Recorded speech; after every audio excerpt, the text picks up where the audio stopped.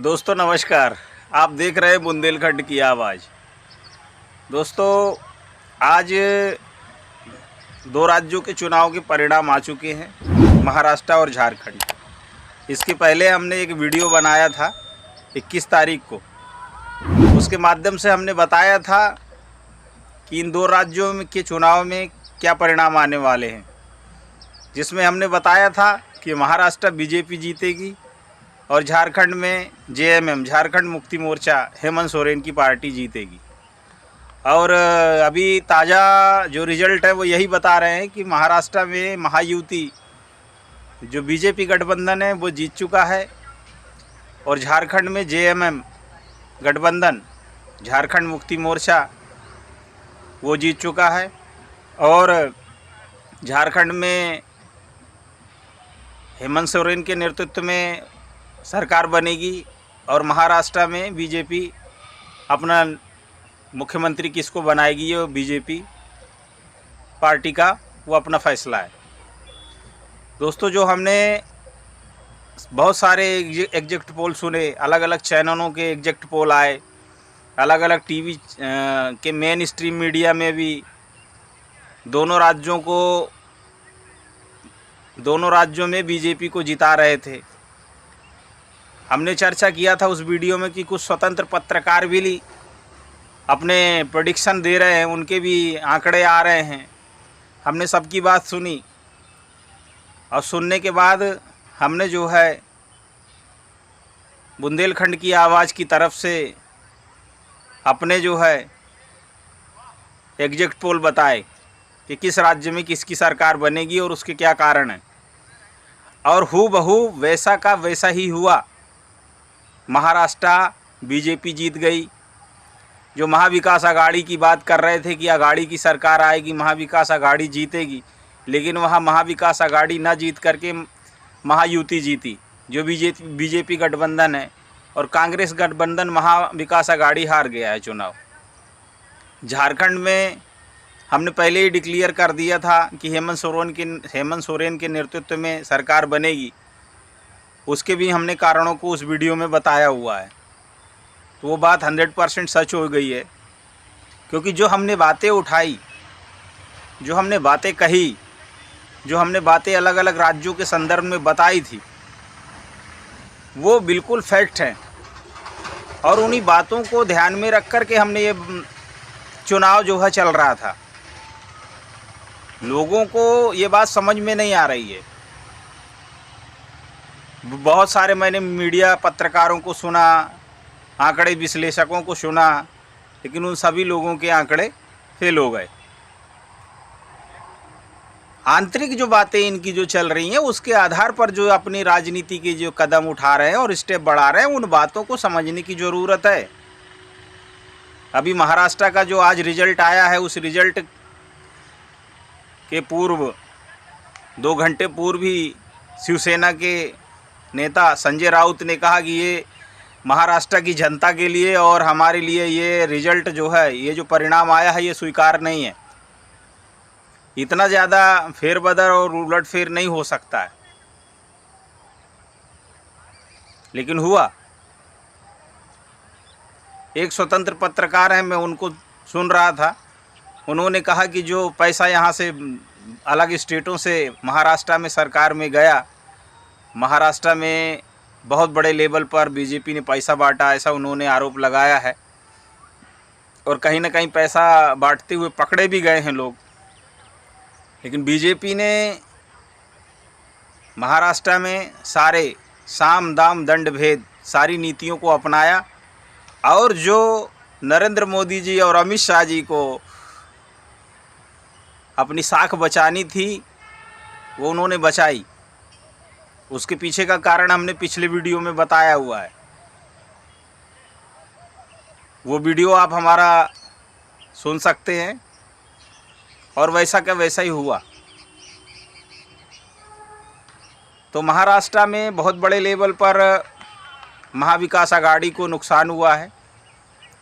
और कहीं मोदी जी फिर से ना मंच पर आकर के भाषण दे और ऐसा कहने लगे कि हमने महाराष्ट्र में महाविकास अघाड़ी का भी डब्बा गोल कर दिया है।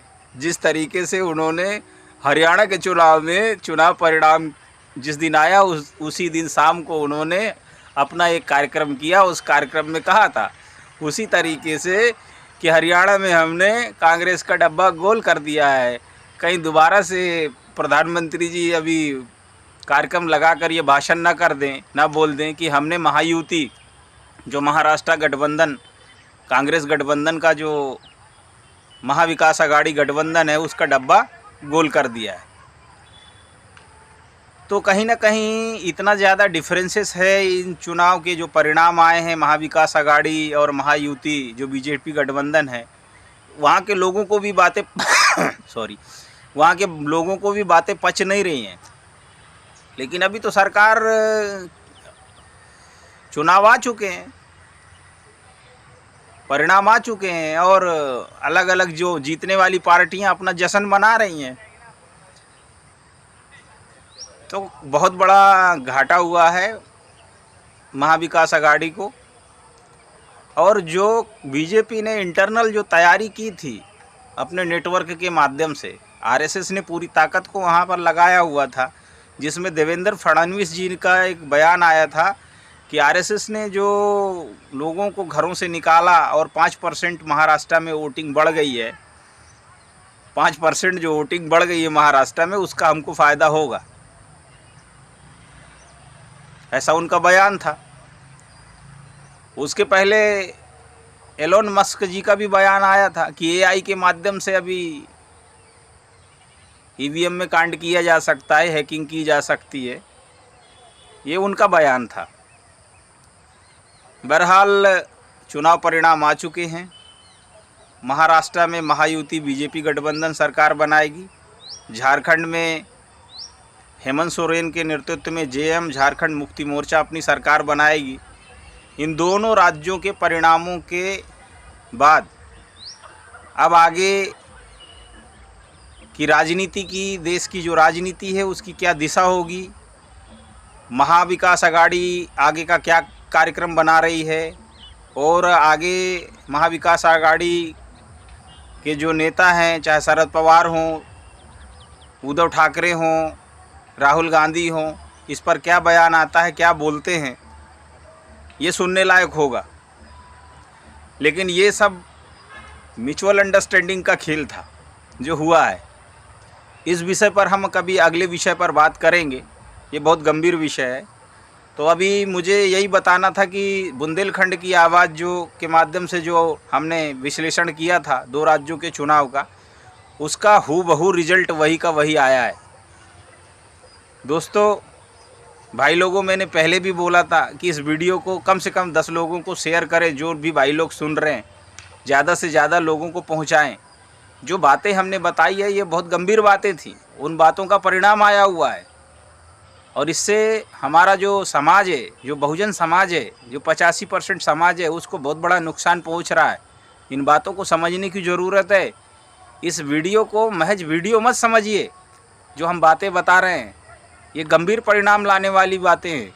इसलिए इन चीज़ों को ध्यान में रख कर के आप लोग वीडियो को सुनिए, समझिए और ज़्यादा से ज़्यादा लोगों तक पहुंचाइए, शेयर करिए। अभी आने वाले अगले समय में जो हम विषय लेकर आ रहे हैं वो बहुत ज़्यादा गंभीर विषय होगा, उस पर भी हम चर्चा करेंगे। तो फिलहाल महाराष्ट्र और झारखंड के चुनाव जो युद्ध का जो दंगल चला, सियासी दंगल, इस सियासी दंगल में कौन हारा कौन जीता, हमने इसकी चर्चा की है। और इस चर्चा में पूरे देश की नज़र थी और लोग नज़रें लगाए हुए थे कि कहाँ पर क्या परिणाम आएगा, लेकिन किसी को समझ में नहीं आ रहा था। अभी एक पत्रकार हैं, वो कह रहे थे कि अब तो किसी भी राज्य के चुनाव का विश्लेषण करना इतना मुश्किल हो चुका है कि पता ही नहीं चलता है कि विश्लेषण क्या हो रहा है, और चुनाव के जो परिणाम है वो बहुत अलग तरीके से आ रहे हैं। अरे मैं उन स्वतंत्र जो उन्होंने जो पत्रकार हैं, उन पत्रकारों को मैं ये कहना चाहता हूं कि इस देश की जो सच्चाई है उस सच्चाई को आप बयां नहीं कर पा रहे हैं कि परिणाम आपकी आकलन और आपके विश्लेषण के आधार पर उलट क्यों आते हैं। इसके पीछे कारण है। और जिन कारणों पर हम चर्चा कर रहे हैं उस कारणों पर पूरे समाज को चर्चा करने की ज़रूरत है। लोकतंत्र खतरे में है, इन बातों को समझने की ज़रूरत है और उस लोकतंत्र को बचाने के लिए जो हम मुद्दे उठा रहे हैं, जो बातें कह रहे हैं, उस जन जन तक पहुंचाने की ज़रूरत है। तो साथियों, आपने मेरी बात को ध्यान से सुना है। इस वीडियो को लाइक करें, चैनल को सब्सक्राइब करें। मैं बार बार कह रहा हूं कि जो हम बातें कह रहे हैं, जो विषय उठा रहे हैं, वो बहुत गंभीर विषय हैं।